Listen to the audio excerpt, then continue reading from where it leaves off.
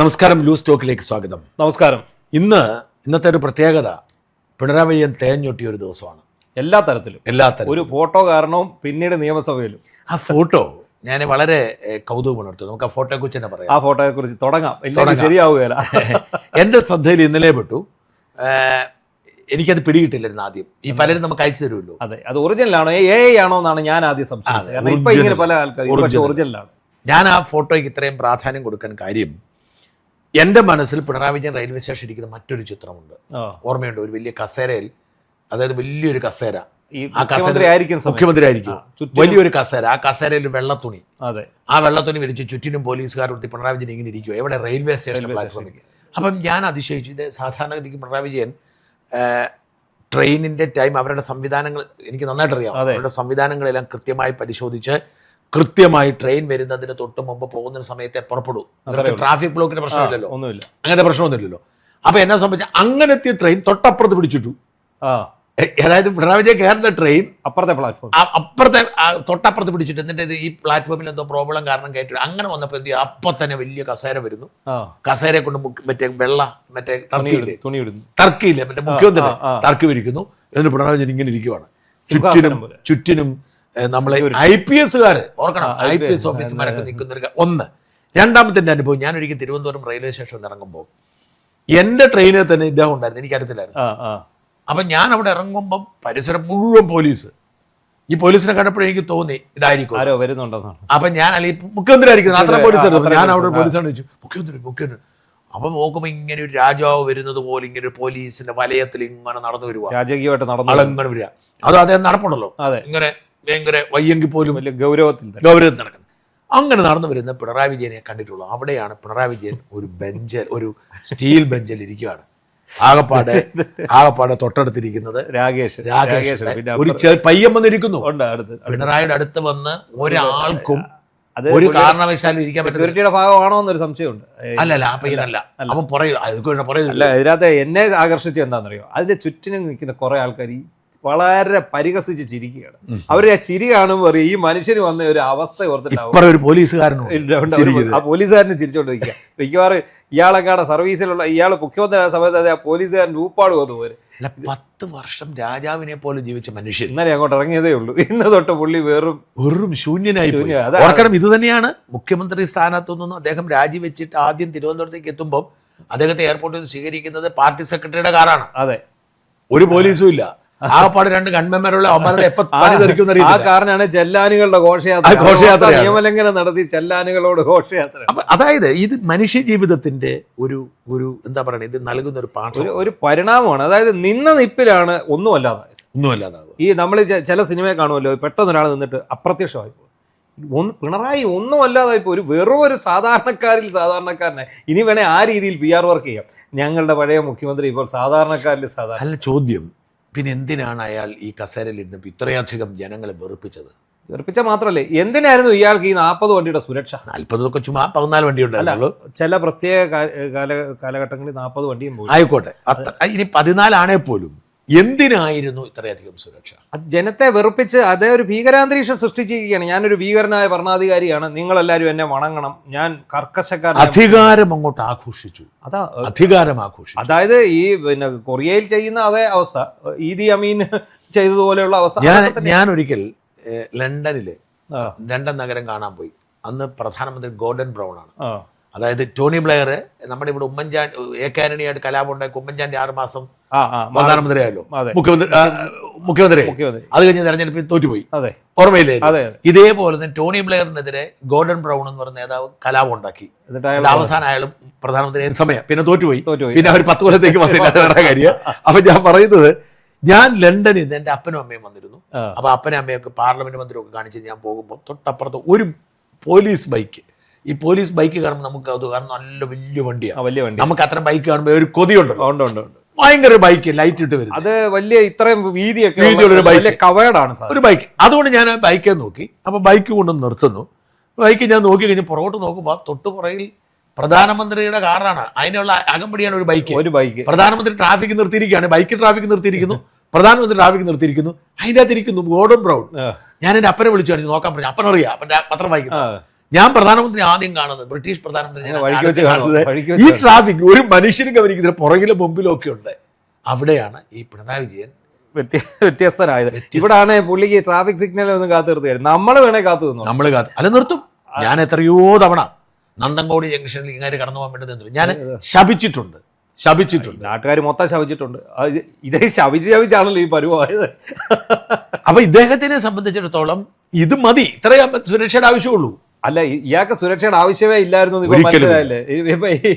ഇപ്പൊ വന്ന് ആരും അറിയാതെ ആരെയും ഓർക്കണം, ഇപ്പോഴാണ് ആക്രമിക്കാൻ സാധ്യതയുള്ളത്. കാരണം എന്താ വെച്ചാൽ ഇയാൾ അതുപോലെ മനുഷ്യനെ വെറുപ്പിച്ചിട്ടുണ്ട്, ദ്രോഹിച്ചിട്ടുണ്ട്. നിരവധി ആളുകൾ, IAS ഉദ്യോഗസ്ഥന്മാർ മുതല് ഈ സാധാരണ മനുഷ്യർ വരെയുള്ള സകലരും എത്രയോ ആളുകളെ ഫേസ്ബുക്കിൽ പോസ്റ്റ് ഇട്ടതിന്റെ പേരിൽ ആളുകൾ ജയിലിലടച്ചിട്ടുണ്ട്. ഫേസ്ബുക്കിൽ പോസ്റ്റ് ഇട്ടതിന്റെ പേരിൽ ഇവിടെ ക്രിമിനലുകൾ വാഴുകയാണ്. തട്ടിപ്പുകാർ എന്ന് പറഞ്ഞാല് ഇറങ്ങിപ്പോകുന്നതിന് മുമ്പ് ഇവർ ചെയ്ത കുറെ കാര്യങ്ങൾ കണ്ടില്ല. ഇപ്പൊ തന്നെ ആ മറ്റേ പെരിയ വധക്കേസ് പ്രതികളെ ഇറക്കി വിട്ടില്ല. ഒന്ന് ആലോചിച്ച് നോക്കി. ഇപ്പൊ രമേശ് ചെന്നിത്തല അത് പുനഃപരിശോധിക്കാൻ പറഞ്ഞിരിക്കുക. അതെയോ? പിന്നെ ഇന്നലെ പരിയത്തുക എന്ന് പറയുന്ന പക്ഷേ പ്രശ്നം എന്നറിയോ, ഒരു തീരുമാനം എടുത്ത് ഉത്തരവിറങ്ങി അവർ വെളി ഇറങ്ങി കഴിഞ്ഞതിന് ശേഷം കോടതി സമ്മതിക്കത്തില്ല. അവര് വെളിയിറങ്ങിയതിനു ശേഷം അതെല്ലാം ഈ കണക്ക് കാൽക്കുലേറ്റ് ചെയ്ത് വെച്ചിരിക്കുക. എന്ത് സംഭവിക്കണം ഉടനെ എന്നുള്ളത് ഇവർ ചെയ്തു വെച്ചിട്ട് ഇറങ്ങിയിരിക്കുക. കാരണം ഇവർക്കൊരു പിന്നെ സമരത്തിനുള്ള വകുപ്പുണ്ടാകും. ഈ പരിയത്തുക എന്ന് പറയുന്ന സമരം തുടങ്ങിക്കഴിഞ്ഞു. അത് ഇന്നലെ അവിടെ ചെന്നപ്പം ശ്രീനീജനെ അവിടുത്തെ ഓടിച്ചതാണ്. മാത്രമല്ല, ഇതിന്റെ എല്ലാം നടത്തിപ്പിന്റെ പിന്നിൽ ഇവരുടെ കാലത്തെ പോലീസുകാരാ മൊത്തം. ഇവരെ ആസൂത്രണം ചെയ്താണ്. ഇത് ഓരോന്നും ഇവരെ ആസൂത്രണം ചെയ്താണ്. ഞാൻ ഇന്നൊരു വീഡിയോ ചെയ്തിരുന്നു, ഈ പിണറായിയുടെ പോലീസ് അഴിഞ്ഞാടുന്നു എന്നും പറഞ്ഞു. യഥാർത്ഥത്തിൽ പിണറായിയുടെ പോലീസാണ് ഇപ്പോഴും. ഒരിടത്തും മാറ്റം ഉണ്ടായിട്ടില്ല. വളരെ കുറച്ച്. ആദ്യം യൂണിയൻ നേതാക്കളെ, ആ യൂണിയൻ 2 നേതാക്കളെ മാറ്റിയിട്ടുണ്ട്. അതിൽ ഏറ്റവും വിചിത്രമായി തോന്നുന്നു മ്യൂസിയം പോലീസ് സ്റ്റേഷനിലേക്കാണ് പ്രശാന്ത് എന്ന് പറയുന്ന അവരുടെ പ്രസിഡന്റിനെ മാറ്റിയത്. അപ്പൊ ഞാൻ ഓർത്തു, ഇങ്ങനെയല്ലായിരുന്നു ഉമ്മൻചാണ്ടി അധികാരത്തിൽ വന്നപ്പോൾ അജിത്ത് എന്ന് പറയുന്ന അവരുടെ സെക്രട്ടറിയെ മാറ്റിയത് ട്രാഫിക്കിലേക്കായിരുന്നു. അപ്പം ഞാൻ ഓർത്ത് ഇവരെന്തിനാണ് ഈ മ്യൂസിയം പോലീസ് സ്റ്റേഷനിൽ കൊടുത്തത്. അപ്പം ഞാൻ അന്വേഷിച്ച് എന്താ സംഭവിച്ചത്. അന്വേഷിച്ചപ്പോൾ എന്നോട് ഞാൻ മനസ്സിലാക്കിയത് എന്താണെന്ന് വെച്ചാൽ, ഈ ട്രാഫിക്കിൽ ഇപ്പം ഡ്യൂട്ടി വന്നാൽ ഒരു ദിവസം ഡ്യൂട്ടി ചെയ്ത് ഒരു ദിവസം ഓഫാണ്. അപ്പൊ സുഖമാണ്. മ്യൂസിയം പോലീസ് സ്റ്റേഷൻ പ്രത്യേകം അറിയാമോ, കേരളത്തിൽ ഏറ്റവും കൂടുതൽ കേസുള്ളത് മ്യൂസിയം പോലീസ് സ്റ്റേഷൻ. മാത്രം വൻകിട ആൾക്കാരും അവരും പിന്നെ സെക്രട്ടേറിയറ്റ് ഉറങ്ങാൻ പോലും പറ്റത്തില്ല, അനങ്ങാൻ പോലും പറ്റാത്ത വിധത്തിൽ കേസുകൾ. എനിക്ക് സെക്രട്ടേറിയറ്റ് കന്റോൺമെന്റ് ആണെന്ന് എനിക്ക് സെക്രട്ടേറിയറ്റ് കന്റോൺമെന്റ് ആണ്. തൊട്ടിപ്പുറത്ത് AKG സെന്റർ മുതലാണ്. അപ്പം എത്രയോ ഉന്നതി തന്നെ, 8-10 ഉന്നതിയുണ്ട്. മൊത്തം പ്രശ്നമുള്ള സ്ഥലം, കുത്തിയിരിക്കാൻ സമയം കിട്ടും. അതായത് എന്നോട് ഞാൻ ഇതേക്കുറിച്ച് അന്വേഷിച്ചപ്പം ഒരു ഓഫീസർ എന്നോട് പറഞ്ഞ എന്നാന്നറിയോ, അവന് തുണി മാറാൻ നേരം കിട്ടരുത്, അതിനെ അവിടെ ഇട്ടിരിക്കുന്നത്. ആലോചിച്ച് നോക്കിയേ, ഇതാണ് ഇവിടെ നടക്കുന്നത്. അത് മാത്രമല്ല, ഈ പ്രശാന്ത് എന്ന് പറയുന്ന ഓഫീസർക്ക് ജീവിതത്തിൽ അയാൾ യൂണിഫോം 2007 അങ്ങനെ കയറിയതാ. അത് കഴിഞ്ഞ് അയാൾ 3-4 കൊല്ലം തട്ടിമുട്ടിരുന്നിട്ട് ഉമ്മൻചാണ്ടി സർക്കാരിന്റെ കാലത്ത് ആരുവെ പിടിച്ചിട്ട് ദേവസ്വം വിജിലൻസിലേക്ക് പോയി. അപ്പൊ അത് കഴിഞ്ഞ് അയാൾ സ്പെഷ്യൽ ബ്രാഞ്ചിന് ഇങ്ങനെ യൂണിഫോം ഇട്ടിട്ടില്ല. ഒരു പോലീസ് സ്റ്റേഷൻ ചെയ്യുന്ന പണി എന്താണെന്ന് അറിയത്തില്ല, അതുകൊണ്ട് കൊണ്ടിട്ടിരിക്കുക. അപ്പൊ പണി ആദ്യം തൊട്ട് ആദ്യം പോലും പഠിച്ച് ചെയ്യേണ്ട അവസ്ഥയാണ്. പക്ഷേ ഞാൻ ഇപ്പോൾ അദ്ദേഹത്തോട് പറഞ്ഞാൽ ഞാൻ നിങ്ങൾക്ക് വെറുതെയാണ്. കാരണം ഭരിക്കുന്നത് കോൺഗ്രസ് പാർട്ടിയാണ്. ഏതെങ്കിലും ഒരുത്തിനെ ഇപ്പം എനിക്കൊരു അനുഭവമുണ്ട്. ഈ VM സുധീരൻ എന്നെ ഒരിക്കൽ കണ്ടപ്പോൾ സംസാരിച്ചു. ഞാൻ VM സുധീരൻ ട്രെയിനെ വെച്ച് ഞങ്ങൾ ഇങ്ങനെ കഥ പറഞ്ഞു. അപ്പം ഞാൻ പറഞ്ഞു, മാരുടെ എന്നെ ഇങ്ങനെ ദ്രോഹിച്ച പോലീസുകാരുണ്ട്, നിങ്ങളുടെ സർക്കാരൊക്കെ അധികാരത്തിൽ വന്നിട്ട് വേണം ഈ ദ്രോഹിച്ചവരോടൊന്നും നമുക്ക് എന്തെങ്കിലും. അതൊന്നും നടക്കത്തില്ല ഷാജ. പുള്ളി പറഞ്ഞു, പുള്ളി ആലപ്പുഴ MP ആയിരുന്നു. അപ്പോൾ പുള്ളിക്ക് ഒരു യൂത്ത് കോൺഗ്രസ് പ്രവർത്തകരെ ഒരു CI എടുത്തിട്ട് മർദ്ദിച്ചു, ക്രൂരമായി മർദ്ദിച്ചു. പുള്ളി ആകെപ്പാടെ ഇങ്ങനത്തെ ഇടപെടുന്നല്ല, അതിൻ്റെ അകത്ത് പുള്ളിയുടെ കൺമുമ്പിൽ വെച്ച് കണ്ടു. അവിടെ ചെന്നപ്പോൾ പുള്ളിയെ തട്ടിക്കളഞ്ഞു.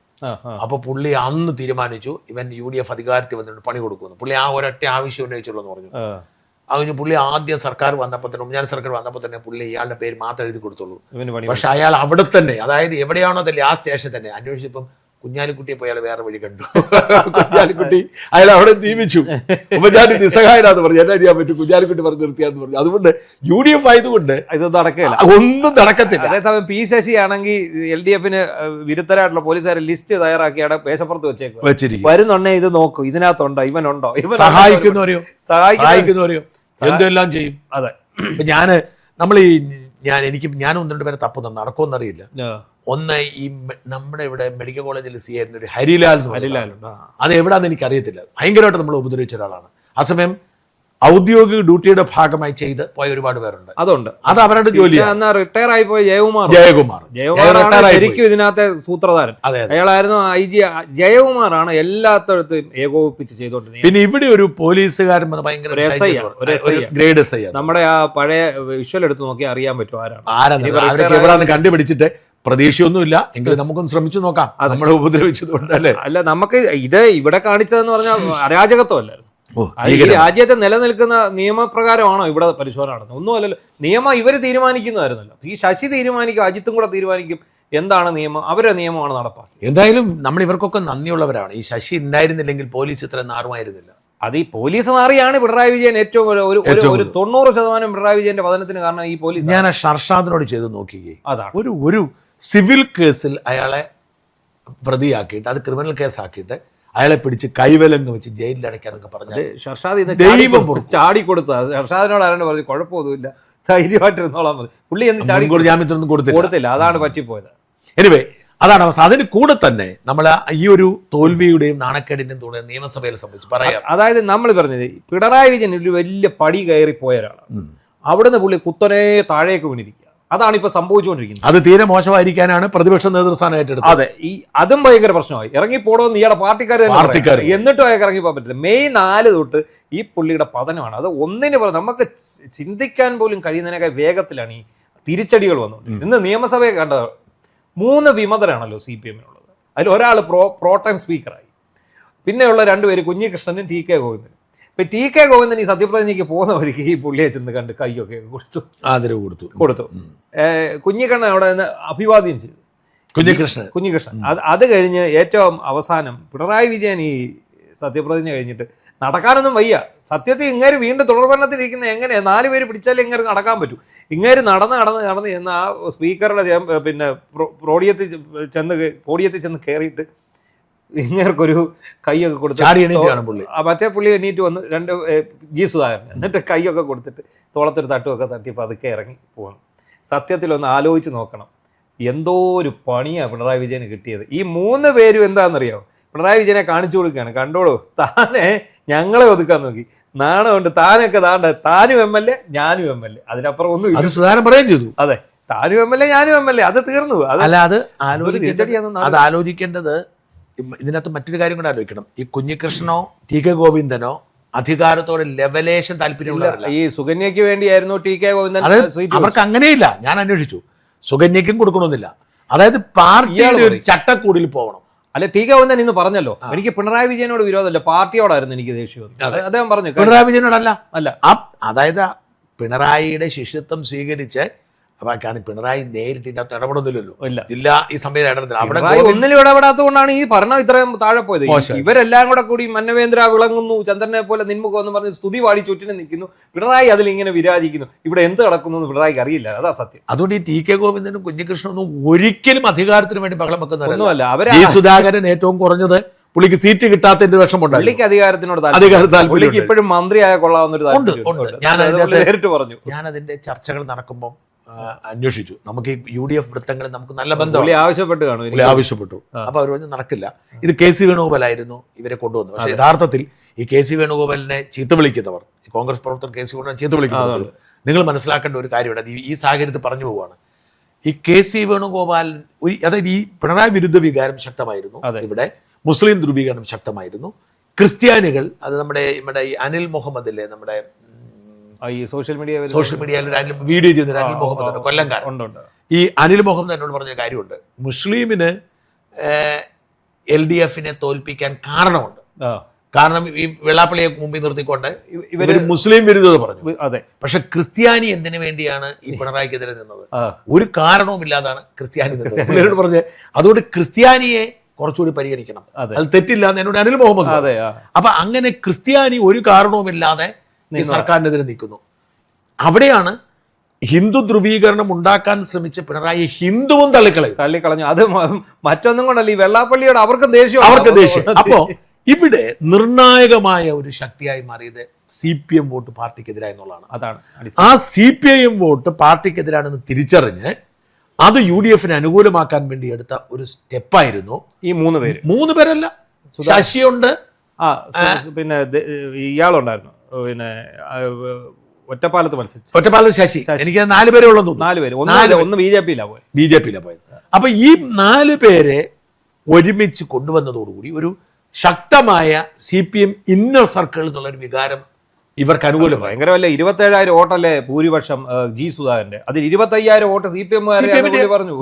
25,000 അതെന്ന് പറഞ്ഞാൽ ഫ്രീ ആയിട്ട് കിട്ടിയതാ. അത് മാത്രമാണോ അതിന്റെ ഇമ്പാക്ട്? ഇവര് മറന്നു പോകുന്നത് കുട്ടനാട് 6 മണ്ഡലം ആലപ്പുഴ ജില്ലയിൽ 6 മണ്ഡലം ഇങ്ങോട്ട് ഒരു മണ്ഡലം ആലപ്പുഴ അടക്കം. അതായത് രമേശ് ചെന്നിത്തല മാത്രം ഉണ്ടായിരുന്നു, 8 സീറ്റ് കയ്യിലുണ്ടായിരുന്നവന്മാരാ. അന്ന് ഞാനൊരു വീഡിയോ പറഞ്ഞപ്പോൾ എന്നെ കുറെ പേര് എന്റെ ഒരു വീഡിയോ ഞാൻ പറഞ്ഞിരുന്നു, എന്നെ ആലപ്പുഴ ജില്ലയിലെ ഒരു ലോക്കൽ സെക്രട്ടറി വിളിച്ചെന്ന് പറഞ്ഞു. അന്ന് പലരും CPM എന്നെ പരിഹസിക്കുന്നുണ്ട്. യഥാർത്ഥത്തിൽ അതായിരുന്നു അവരുടെ ഒരു ഫീൽ എന്ന് പറയുന്നത്. അപ്പൊ അത് നമ്മൾ ഇതിനെ കൊടുത്ത് മറക്കരുതെന്നാ പറഞ്ഞത്. അപ്പം ഇങ്ങനെ ഇവർ അവിടെ ചെന്ന് നിങ്ങൾ പറഞ്ഞ മാതിരി പിണറായി വിജയൻ അവരുടെ അടുത്തേക്ക് ചെല്ലുന്നു. പിണറായി വിജയൻ കൈ കൊടുത്തിട്ട് ഇവർ കൈ കൊടുത്ത് സഖാവേ നിങ്ങൾ പണിതിട്ട് എന്തായി, അതാണ് ഞങ്ങൾ ഇവിടെ ചോദിക്കുന്ന അവസ്ഥ എന്ന് പറഞ്ഞു. അതിന് സത്യത്തിൽ ന്യൂജൻ വേർഡുണ്ട്, അതാണ് അത് പറയാൻ നമുക്ക് പാടില്ല. ആളുകൾ ചീത്ത വിളിക്കും. ഞാനൊരു തമ്പിന്റെ അകത്തിട്ടിട്ട് കുറെ തെറി കേട്ടതാണ്. ഷാജൻ സാർ അത് സത്യത്തിൽ അതാണ് ഏറ്റവും യോജിച്ചത്. ഈ വടിയേ പോകുന്നവനും വരുന്നവനും എല്ലാം ഇപ്പൊ ഈ പുള്ളിയെ ഇങ്ങനെ അങ്ങനെ വിട്ടോണ്ടിരിക്കുക. ഓക്കെ, അപ്പൊ നമുക്ക് അതാണ് നമ്മുടെ ഏറ്റവും പ്രധാനപ്പെട്ട വിഷയം. പിണറായി വിജയൻ ഒരു തേഞ്ഞൊട്ടിയ ദിനമാണ് എന്നുള്ളത്. നമുക്കിനി രണ്ടാമത്തെ വിഷയത്തിലേക്ക്, കോക്രോച്ച് ജനതാ പാർട്ടി അവരുടെ എക്സ് അക്കൗണ്ട് പൂട്ടി. പക്ഷേ ഇൻസ്റ്റയ്ക്ക് കുഴപ്പമില്ലെന്ന് തോന്നുന്നു. ഇൻസ്റ്റാ ഭയങ്കരമായിട്ട് കയറുക. ഇപ്പൊ എനിക്ക് തോന്നുന്നത് 1 കോടിക്ക് അടുത്തായി. അല്ല, 1 കോടിക്ക് രാവിലെ ആയിരുന്നു. 97 ലക്ഷം. അല്ലല്ല, അത് രാവിലെ കഴിഞ്ഞു. ഞാൻ വീഡിയോ ചെയ്യുമ്പോൾ തന്നെ 1,18,00,000 ആയിരുന്നു. ഇപ്പൊ 1,40,00,000. അതായത് കോൺഗ്രസിനെ 1,32 ഉള്ളൂ. കോൺഗ്രസ് 1,40,000. അപ്പം ഈ CJP എന്ന് കേൾക്കുമ്പോഴേ എനിക്ക് ഭയങ്കര രസം. ഇത് CJP എന്നാണ്. CJP നമ്മുടെ കേരളത്തിലും ഉണ്ട്. കേരളത്തിൽ CPM ഉം BJP കൂടെ ചേർന്ന് CJP. അങ്ങനെയാണ് ഇത്. KJP വേറെ ഉണ്ട്, കേരള ജനതാ പാർട്ടി. അതുണ്ട്. കമ്മ്യൂണിസ്റ്റ് ജനതാ പാർട്ടിയാണ് CJP. CPM-ന്റെ ഇതും കൂടെ ചേർന്ന് അത് കോൺഗ്രസ്സുകാരുടെ CJP. എന്തായാലും അതുണ്ടായി. ഇതിൽ നിന്ന് ഇതിനെക്കുറിച്ച് നമ്മൾ സംസാരിക്കാം. അതിന്റെ ഒരു പശ്ചാത്തലം ഒന്നും മനസ്സിലാക്കിയെന്ന് പറഞ്ഞാൽ അത് justice Suryakant, chief justice Suryakant ഒരു പരാമർശം നടത്തി. നമ്മുടെ നാട്ടിലെ യുവജനങ്ങൾക്ക് വേറെ പണിയൊന്നുമില്ല, ഇമാര് പാറ്റകളെ പോലെയാണ്, ഇവര് വിവരാവകാശ നിയമം ഉപയോഗിച്ച് ചുമ്മാ ഇങ്ങനെ മനുഷ്യരെ മെനക്കെടുത്തി ഇങ്ങനെ നടക്കുന്ന ആൾക്കാരാണ് എന്ന് പറയുകയുണ്ട്. അദ്ദേഹം 3-4 കാര്യം, ഒന്ന് ചിലർ മാധ്യമ പ്രവർത്തകരാവും, ചിലർ വിവരാവകാശ പ്രവർത്തകരാവും, ചിലർ സോഷ്യൽ മീഡിയ ആക്ടിവിസ്റ്റുകളാവും. അങ്ങനെ ഇവർ പാറ്റകളെ പോലെ പരാന്നഭോജികളുമാണ്. അതെ, അങ്ങനെ ഇവന്മാർക്ക് ഒരു പണിയില്ല, നടക്കുന്നവന്മാരാണെന്ന് പറഞ്ഞു. അപ്പൊ ആ ഒരു വാക്കിൽ നിന്ന് കടമെടുത്തിട്ടാണ് ഈ സംഭവം ഉണ്ടാക്കിയത്. ഈ ഇദ്ദേഹത്തിന്റെ പ്രസ്താവനയിൽ നിന്നാണ് ഇത് എടുത്തത്. അതാണ് ഈ പാറ്റ കോക്രോച്ച് എടുത്തിട്ടത്. ആ കോക്രോച്ച് എടുത്തു കഴിഞ്ഞപ്പോ ഈ പിന്നീട് സൂര്യകാന്ത് പ്രസ്താവന തിരുത്തിയെന്ന് തിരുത്താതെ രക്ഷയില്ലല്ലോ. അപ്പൊ കുറച്ച് ആൾക്കാർ ചുമ്മാ മൊബൈലിൽ തോണ്ടി സമയം കളയുന്നവരെയാണ് ഞാൻ പരിഹസിച്ചത് എന്ന് അദ്ദേഹം പറഞ്ഞു. പക്ഷേ അതൊന്നും വേണ്ട, ഇതിൽ നിന്ന് ആ കോക്രോച്ച് മാത്രം എടുത്തുകൊണ്ട് BJPയെ അവഹേളിക്കുന്ന രീതിയിലാണ് ബാക്കി ജനതാ പാർട്ടിയാണ്. ഈ അതുണ്ടായി വരുമ്പോൾ ശ്രദ്ധിക്കുന്ന കാര്യം എന്ന് വെച്ചാൽ ഇതിനകത്ത് ഡിങ്കോയിസം എന്ന് കേട്ടിട്ടുണ്ടല്ലോ. ഉണ്ട്. ഞാനും അതിനകത്ത് അംഗമാണ്. ആണോ? ഞങ്ങളൊക്കെ ഡിങ്കൻ ഗ്രൂപ്പ്, ഞാൻ റിജു, ഞങ്ങളൊക്കെ ഡിങ്കോ. പക്ഷേ പ്രേക്ഷകർ എത്ര പേർക്ക് പരിചയപ്പെടുന്നുണ്ട്? ഡിങ്കോയിസം എന്ന് പറയുന്ന ഒരു കൺസെപ്റ്റ് കേരളത്തിലുണ്ട്. എനിക്കൊരു 10-15 വർഷം. അതായത് ഈ സോഷ്യൽ മീഡിയ ശക്തി പ്രാപിക്കുന്നതിനനുസരിച്ച് വളർന്ന ഒരു ഇസമാണ് ഡിങ്ക മതം. അതൊരു മതമാണെന്ന് വിശ്വസിക്കും. ഭഗവാൻ പങ്കിലക്കാടിൽ ജനിച്ചു വളർന്ന ഡിങ്ക ഭഗവാൻ. അതാ ഈ ഡിങ്കൻ എന്ന് പറയുന്നത് ബാലമംഗളം എന്ന് പറയുന്ന നിങ്ങൾ പണ്ട് വർക്ക് ചെയ്യുന്ന സ്ഥാപനത്തിന്റെ ഒരു പ്രസിദ്ധീകരണത്തിന്റെ ഒരു കഥാപാത്രമാണ്. അത് വരച്ച ബേബിച്ചേട്ടന്റെ ഇന്റർവ്യൂ ഒക്കെ നമ്മൾ കൊടുത്തിട്ടുണ്ട്. അദ്ദേഹമാണ് ഇതിനെ വരയ്ക്കുന്നത്. N സോമശേഖരൻ എന്ന് പറഞ്ഞ ബാലമംഗളത്തിന്റെ എഡിറ്റർ ഉണ്ടായിരുന്നു. കൺസെപ്റ്റ് അദ്ദേഹത്തിന്റെയാണ്. ഇതിന്റെ പടം വരച്ചിരിക്കുന്നത് ഈ ആർട്ടിസ്റ്റ് ബേബിച്ചേട്ടൻ. ഞങ്ങൾ ഒന്നിച്ച് വർക്ക് ചെയ്തത്. ഞാൻ മംഗളം വാരികയുടെ ഡെസ്കിൽ ജോലി ചെയ്ത സമയത്ത് ഞങ്ങൾ ഒന്നിച്ച്. അതുപോലെ ബേബിച്ചേട്ടനോട് ഇപ്പോഴും നല്ല ഇതാണ്. അപ്പൊ ഈ ഡിങ്കനെ അടിസ്ഥാനത്തിൽ ഇത് വളരെ രസകരമായി. ഇതിന്റെ ഉദ്ദേശം, ഞാനിപ്പോ ഈ ഡംഗമത വിശ്വാസി എന്ന് വിളിച്ചു. ഒരു മുതിർന്ന ഒരു വളരെ സീനിയർ IAS കാരനാണ് ഡിങ്കമത വിശ്വാസി. ഞാൻ വിളിച്ചു. ഞാൻ പ്രശാന്തിനോട് ചോദിച്ചു ഈ ഡിങ്കമതത്തിന്റെ വിശ്വാസത്തിന്റെ കഥ പറഞ്ഞപ്പോ പുള്ളി ഒരു 2 എലമെന്റ് ഉണ്ട്. ഒന്ന്, ഞാൻ ഒരു മതവിശ്വാസിയാണ്. അതായത് പ്രശാന്ത് ഒരു ഹിന്ദു വിശ്വാസിയാണ്. അതായത് ഹിന്ദു മതത്തെ തള്ളി പറയുന്നില്ല. പക്ഷേ മതവിശ്വാസത്തിന് അവനവന്റെ വ്യക്തിപരമായ കാര്യമാണെന്നും അതിനെ സീരിയസ് ആയി സമൂഹം എടുക്കരുതെന്ന് വിശ്വാസമുണ്ട്. എന്ന് വെച്ചാൽ അദ്ദേഹം പറഞ്ഞ ചെറുപ്പത്തിലൊക്കെ നമ്മൾ ഈ പുരാണ കഥകളൊക്കെ പരിഹസിക്കുമായിരുന്നു. എല്ലാ ദൈവങ്ങളെയും ഇപ്പൊ അത് പറ്റുന്നില്ല. അപ്പൊ അങ്ങനെ സീരിയസ് ആയി കാണരുത് എന്നൊരു കൺസെപ്റ്റിലാണ് അദ്ദേഹം എടുക്കുന്നത്. പക്ഷേ ഈ നമ്മുടെ റിജു അടക്കമുള്ള എന്താണ് നമ്മുടെ എസൻസുകാർ ഡിങ്കമതത്തെ എടുത്തത് ദൈവത്തെ പരിഹസിക്കാനാണ്. അതെ, ഇത് ഉപയോഗിച്ച് പരിഹസിച്ച ഒരു കുഴപ്പമില്ല. ഈ ഡിങ്ക ഭഗവാനെ ഉപയോഗിച്ച് എല്ലാ ദൈവങ്ങളെയും പരിഹസിക്കും. അക്ഷയ തൃതീയയ്ക്ക് ഒരു അക്ഷയ ജട്ടിയാന്നും പറഞ്ഞൊരു സാധനം അതായത് ഡിങ്ക ഭഗവാൻ ഈ ജട്ടി ഇതിന് മേളിൽ കൊണ്ടിരുന്ന സൂപ്പർമാനെ പോലെ. അപ്പൊ ഈ അക്ഷയ തൃതീയ ദിവസം സ്വർണം മേടിച്ചാൽ ഇതാണെന്നല്ലോ പറഞ്ഞത്. അപ്പൊ ഇതിനെ കളിയാക്കി ഈ അക്ഷയ ജട്ടിയ ദിവസം നിങ്ങൾ ജട്ടി മേടിക്കൂ. അപ്പൊ ഇത്തരത്തിൽ അതിന്റെ ഒരു തുടർച്ചയാണ്, അതിന്റെ ഒരു വലുപ്പത്തിലുള്ള ഒരു വലിയ സംഭവം. പക്ഷെ ഇത് ഭയങ്കര ഞെട്ടിക്കുന്ന തരത്തിൽ ഇത് വളർന്നത്. അതായത് ഇതിന്റെ പിന്നിൽ 2-3 കാരണങ്ങൾ. ഒന്ന്, ഇപ്പം ഈ അദ്ദേഹത്തിന്റെ ഒരു പ്രസ്താവന വരുന്നു. അതെ, അതിനു മുൻപ് നമ്മൾ കാണേണ്ടത് ഈ നീറ്റ് പരീക്ഷയുമായി ബന്ധപ്പെട്ട വിവാദമാണ്. അതെ, ഈ ക്വസ്റ്റ്യൻ പേപ്പർ ചോർന്നത് റദ്ദാക്കുന്ന സാഹചര്യം ഉണ്ടായി. ഈ നീറ്റ് പരീക്ഷ റദ്ദാക്കിയത് ഈ ന്യൂജനെ വല്ലാതെ അസ്വസ്ഥപ്പെടുത്തി. അതെ, വളരെ കഷ്ടപ്പെട്ട് പഠിച്ച് പലരും പഠിച്ച് മറന്നുപോയ സാധനമാണ്. ഈ മറന്നുപോയ സാധനങ്ങളെല്ലാം വീണ്ടും പഠിക്കേണ്ട ഒരു സാഹചര്യം ഉണ്ടാവുന്നുണ്ട്. അത് മാത്രമല്ല, അത് മാനസിക സമ്മർദ്ദം കുട്ടികളിൽ ഭയങ്കരമായിട്ട് ഉണ്ടാക്കി, രക്ഷകർത്താക്കളിലും ഉണ്ടാക്കിയിട്ടുണ്ട്. അതെ, അപ്പം ഈ മാനസിക സമ്മർദ്ദം ഉണ്ടായ ഒരു സാഹചര്യം ഉണ്ടായിക്കഴിഞ്ഞപ്പോൾ അതിന്റെ ഒരു അസ്വസ്ഥത ന്യൂജനുണ്ട്. അതായത് ഉത്തരവാദിത്വത്തോടു കൂടി ഒരു പരീക്ഷ നടത്താതെ പോയത് കൊണ്ടാണല്ലോ അത് സർക്കാരിന്റെ ഒരു പിടിപ്പ് കേടെന്നുള്ളത്.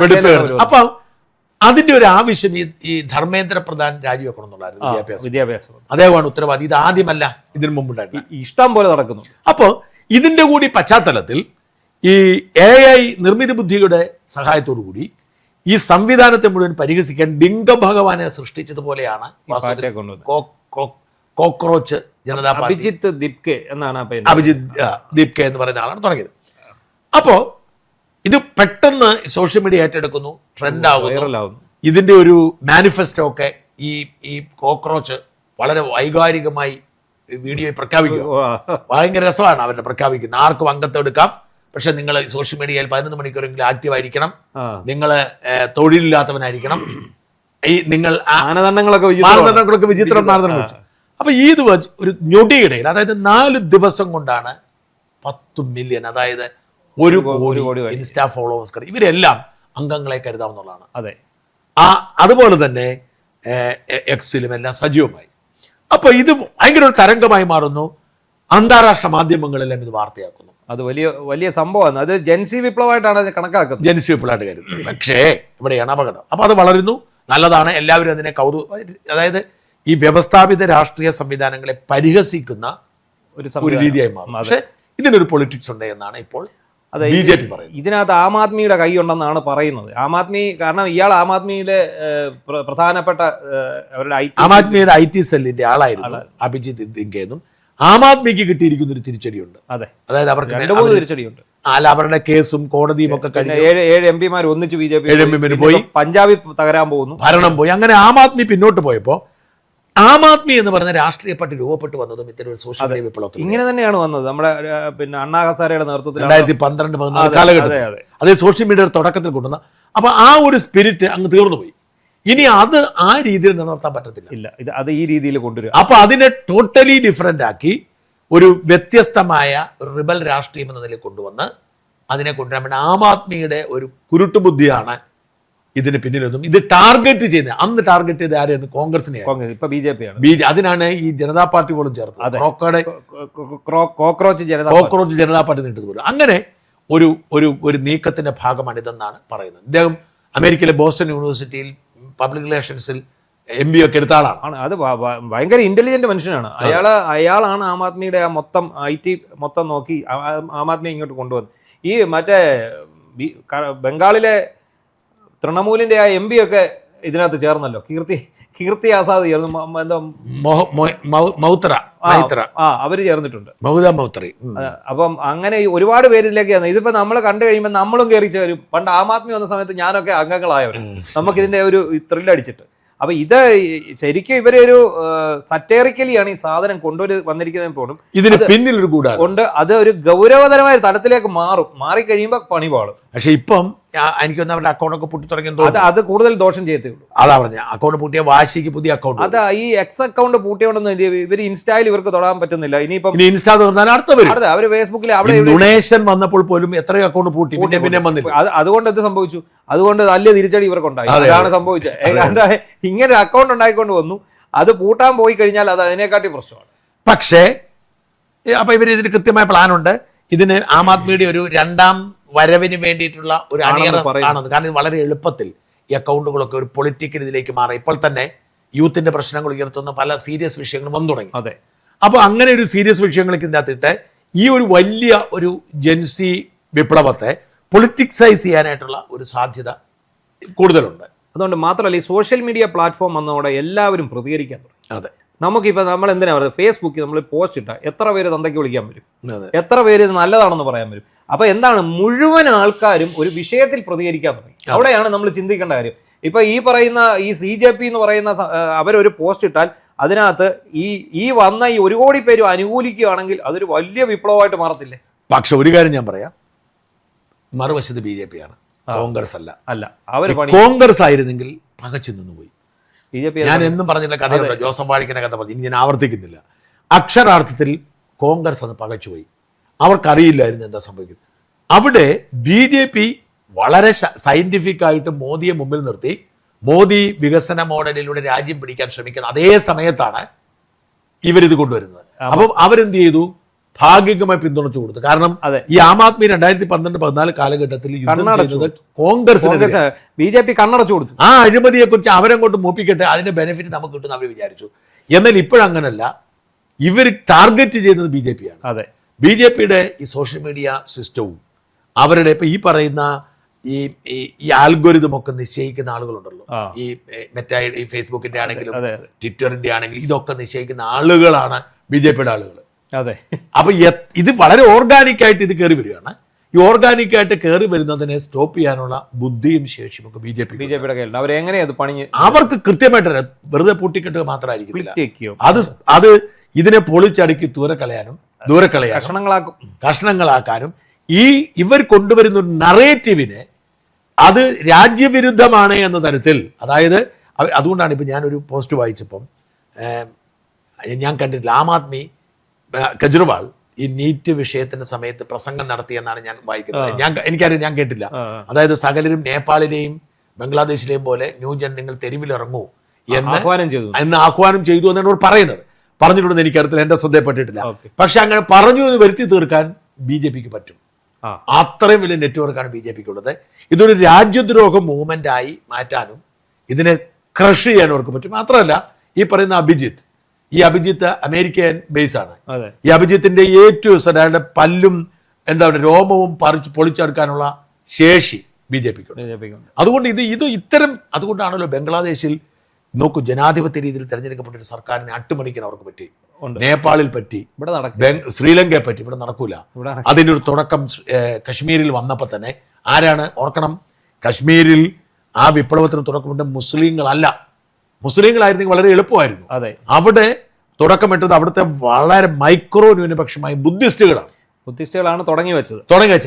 അപ്പൊ തന്നെ എല്ലാവരുമായി അടുപ്പമുള്ള പ്രധാനമന്ത്രി വിളിച്ചു വരുത്തി അദ്ദേഹത്തിന്റെ ഓഫീസിൽ ചർച്ച ചെയ്തിട്ടുള്ള നേതാവിനെ പിടി ജയിലിലിട്ടു. അപ്പോഴേ സംഭവം തീർന്നു, ആ വിപ്ലവം അപ്പോഴേ തീർന്നു. അതുകൊണ്ട് ഈ വിപ്ലവം ഒരു പരിധിക്കപ്പുറത്തേക്ക് കടന്നുവിട്ട് പോകത്തില്ല, വിജയിക്കത്തില്ല.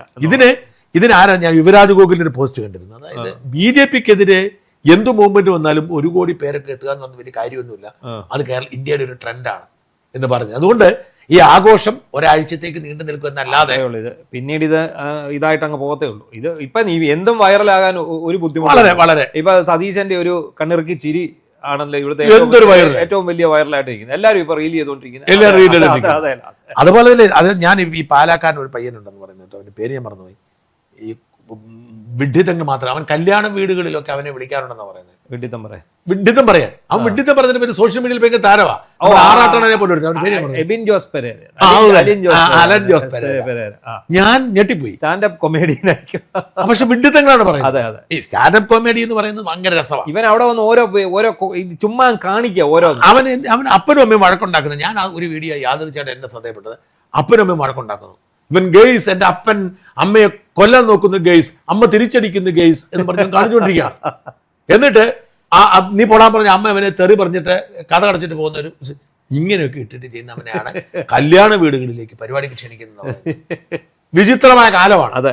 ആ കാലത്ത് ഇതല്ല, ഇതിന്റെ അപ്പുറം സംഭവിക്കും. പക്ഷേ ഒരു കാര്യം ഓർക്കുക, ഇത് ഇന്ത്യയാണ്, BJP ഭരിക്കുന്ന ഇന്ത്യയാണ്. ഇത്തരം എത്ര അഭ്യാസങ്ങൾ ഒളിച്ചു കടത്താൻ ശ്രമിച്ചാലും അതിനൊന്നും അധികമായുണ്ടാവില്ല. നന്ദി, നമസ്കാരം.